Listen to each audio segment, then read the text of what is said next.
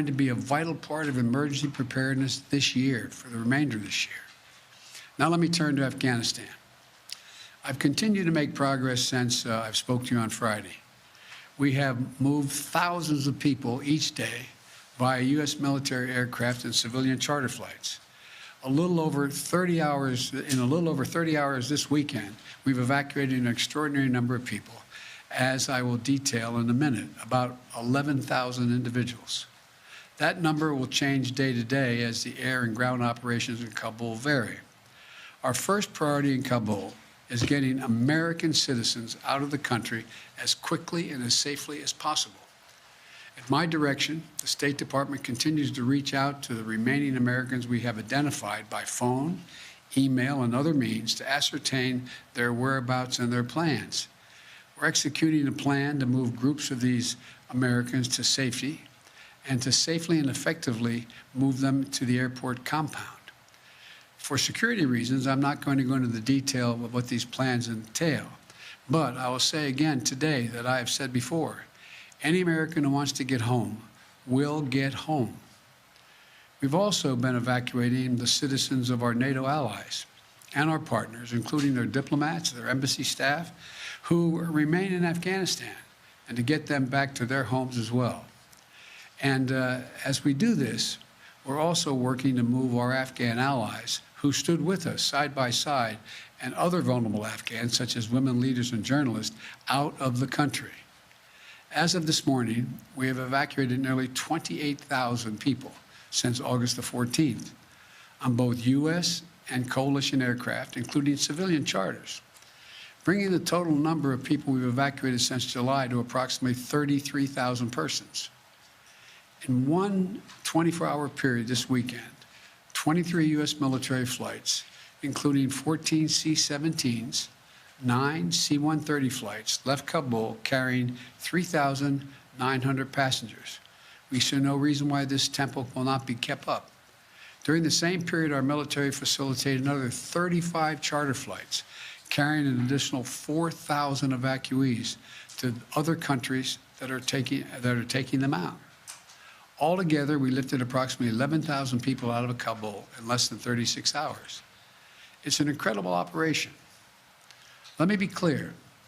The evacuation of thousands of people from Kabul is going to be hard and painful, no matter when it started, when we began. It would have been true if we had started a month ago or a month from now. There is no way to evacuate this many people without pain and loss of heartbreaking images you see on television. It's just a fact. My heart aches for those people you see. We are proving that we can move those thousands of people a day out of Kabul. We're bringing our citizens, NATO allies, Afghanis who in fact has helped us in the war effort, but we have a long way to go, and a lot could still go wrong. But to move out 30,000 people in just over a week, that's a great testament to the men and women on the ground in Kabul and our armed services. It also reflects a tireless diplomatic effort. In order to keep a steady flow of planes taking off from Kabul and maximize our evacuation capacity, we have quickly stood up an unprecedented global effort and established a series of processing stations in third countries. In short, we're not flying them directly to their country, we're flying to these processing stations, where we're working with more than 24 countries across 4 continents. We've secured agreements with across the Gulf, in Central Asia, and in Europe, including processing centers in Qatar, Germany, Kuwait, Spain, and elsewhere. It allows us to sort and process these evacuees. These transit centers provide a safe place for the SIV applicants and other vulnerable Afghanis and their families to complete their paperwork while we conduct security screenings and background checks before they continue on to their final destination in the United States or in another country, one of our NATO allies as well. And so from Asia to Africa, from Europe to the Western Hemisphere, nations are making generous offers to support resettlement efforts. And I've been in personal contact with the leaders of many countries, including Qatar, Germany, Spain, Italy, the UAE, and others. They're making vital contributions to thank them for their support and to discuss how we can continue to coordinate our efforts in Afghanistan moving forward is the reason why I continue in contact with them. And I want to again thank all of our partners for their continuing to stand together. We've also activated the first stage of what's referred to as the Civil Reserve Air Fleet to help with the onward movement of evacuees from these transit centers. Our military aircraft and others will get them to these centers, but then we're going to get the Civil Reserve Fleet. It's a program that's was designed in the wake of the Berlin airlift after World War II to use commercial aircraft to augment our airlift capacity. This is a voluntary program for our commercial airlines, and we're grateful for those airlines and the U.S. carriers who are supporting us.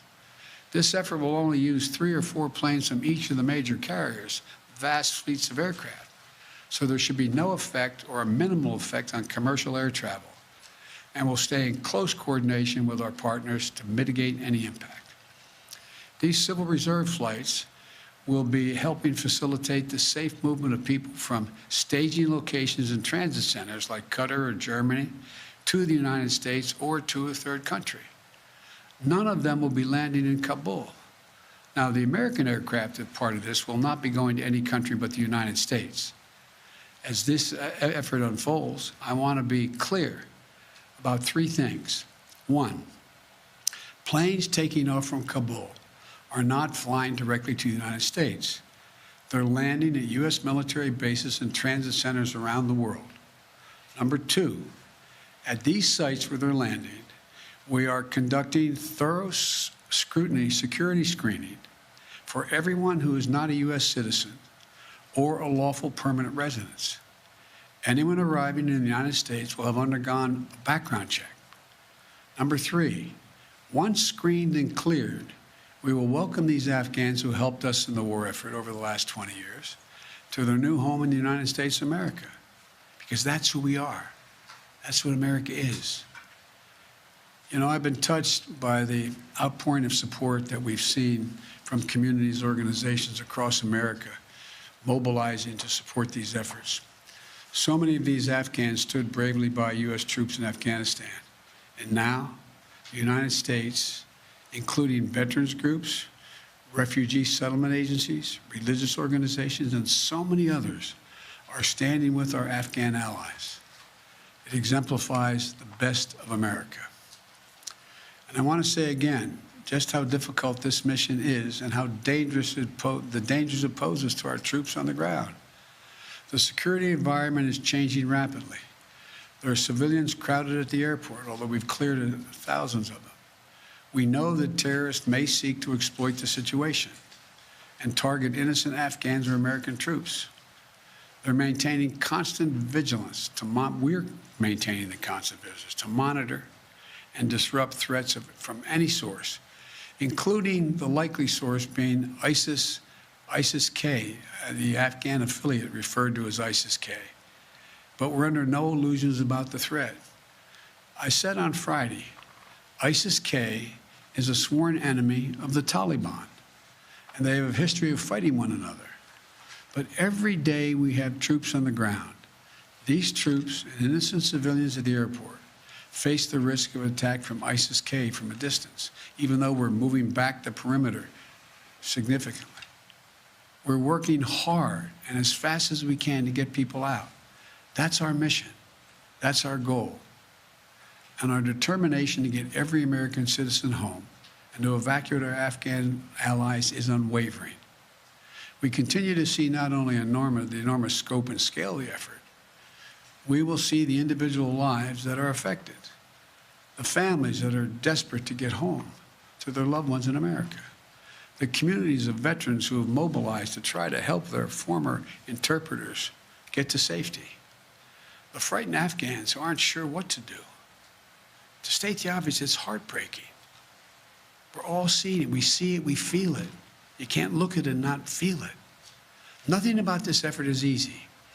But the women and men of the United States Armed Forces are acting bravely and with professionalism and with a basic human compassion. I want to offer my profound thanks to our service members on the ground in Kabul and to all those at U.S. bases around the world who are welcoming and carrying in caring for these evacuees. And to all the diplomats and civil servants who are working around the clock to rescue American citizens, the citizens of our allies, our Afghan partners, vulnerable Afghans such as women leaders and journalists, what we are doing is extraordinary. And you have to think of all they're doing, thanks to the people from all over the world who are helping this effort. So I want to thank you, and I'll keep you informed every day as we move forward. May God protect our troops and our diplomats and who are serving in harm's way. Now I'll take a few questions. Darlene from the Associated Press. Mr. President, Yes. We're 9 days away from the August 31st deadline. Will you extend that deadline, or what is your thought process on extending the evacuation operation? There's discussion. All right, we've been listening to President Biden with dual challenges on a Sunday, talking about Tropical Storm Henri, all the preparations being made, also talking about Afghanistan. Let's get right to Monica Alba, who's at the White House for us. Monica?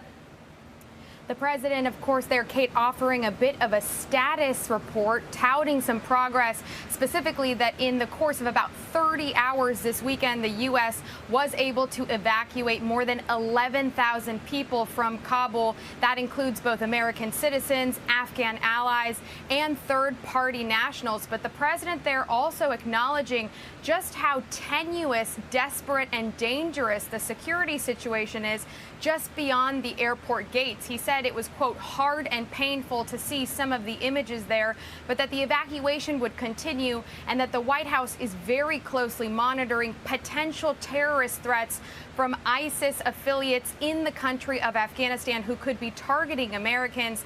The U.S. also touting now a global effort enlisting the help of commercial airliners that are flying people from transit centers in third-party countries to the U.S., where many refugees will eventually settle at Army bases here. Kate. All right, Monica, the president defending the speed with which the administration is working in Afghanistan. We'll have much more on all these stories tonight on NBC News, on NBC Nightly News, also on MSNBC, NBCNews.com, whenever you want to check. I'm Kate Snow, NBC in New York.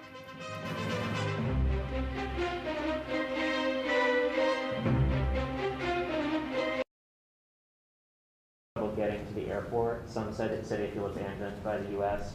U.S. Embassy staff still haven't. Some U.S. Embassy staff that are Afghan haven't been able to make it into the airport as well. Why isn't the U.S. doing more to allow Afghans into the airport, to ensure access to the airport?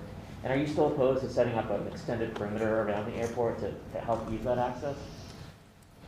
Number one, I think you're going to see they're going to get out. Number two, we have made a number of changes, including extending access around the airport and the safe zone. And we've done a number of things, again, I don't want to get into detail about, but the fact is that more and more of the groups we urgently want to get out of Afghanistan, starting with American citizens and the folks who worked in the embassies and personnel with our allies, as well as the Afghans who helped them and worked in those embassies, as well as those who helped them on the battlefield as well.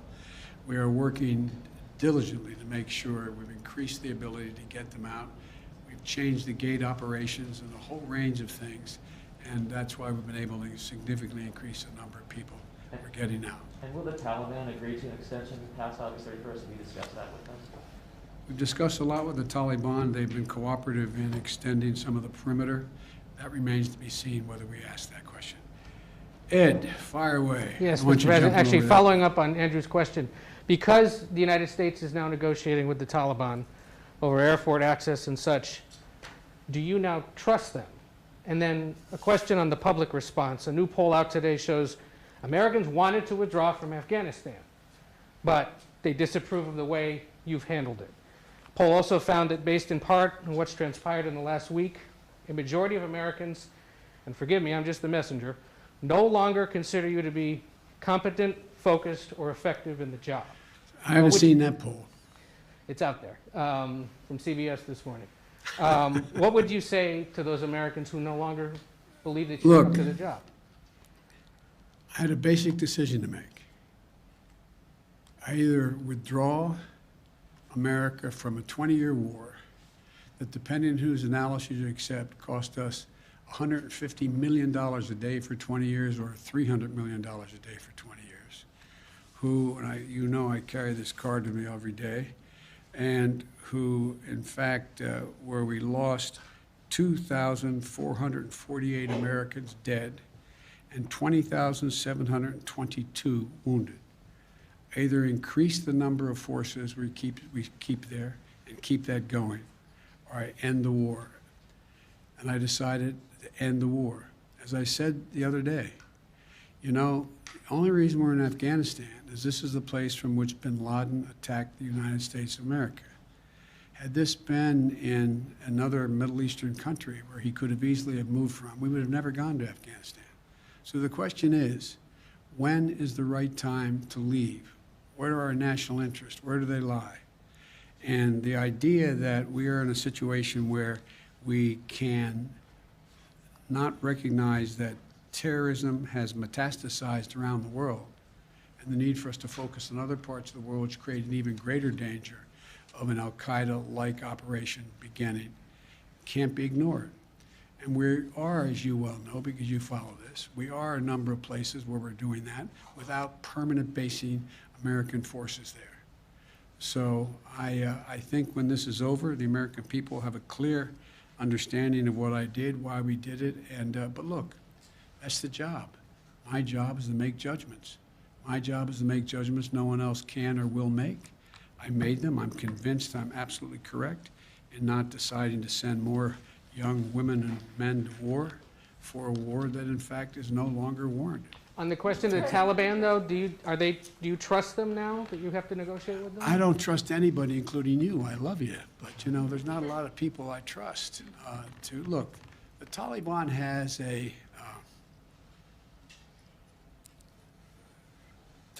to make a fundamental decision. Is the Taliban going to attempt to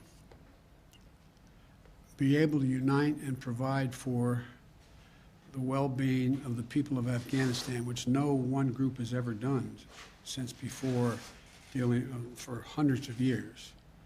And if it does, it's going to need everything from additional help in terms of economic assistance, trade, and a whole range of things. The Taliban has said, we'll see whether they mean it or not. They're seeking legitimacy. They're seeking legitimacy to determine whether or not they will be recognized by other countries. They have told other countries as well as us they don't want us to move our diplomatic presence completely. But so all of this is all just talk now. All just talk now. And so far, the Taliban has not taken action against U.S. forces. So far, they have, by and large, followed through on what they said in terms of allowing Americans to pass through and the like.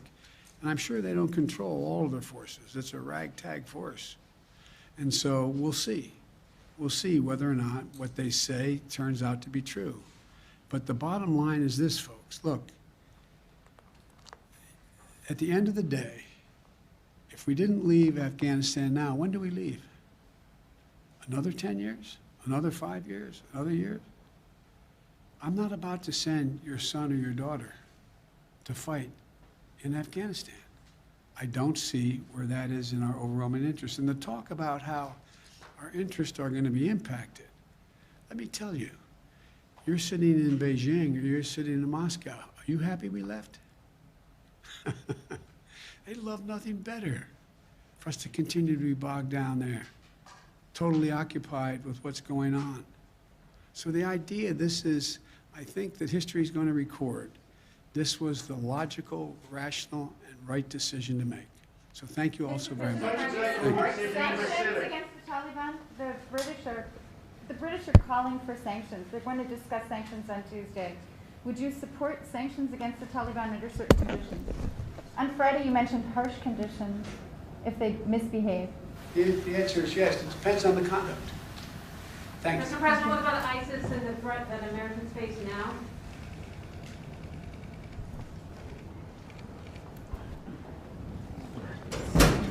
It's okay. All right.